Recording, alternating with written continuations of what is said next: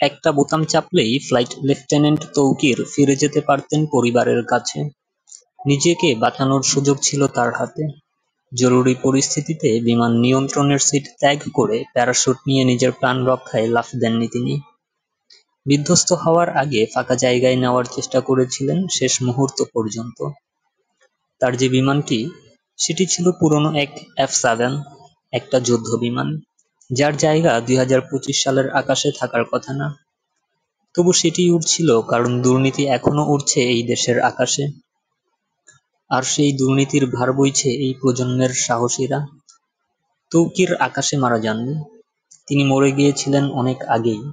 যেদিন বাজেট চুরি হয়েছিল, সেদিন সিদ্ধান্ত হয়েছিল 1976 সালের বাতিল বিমান দিয়েই চলবে আধুনিক যুগের প্রশিক্ষণ। এই সিস্টেম তার জন্য কিছুই রাখেনি, না কোনো নিরাপত্তা, না কোনো বিকল্প।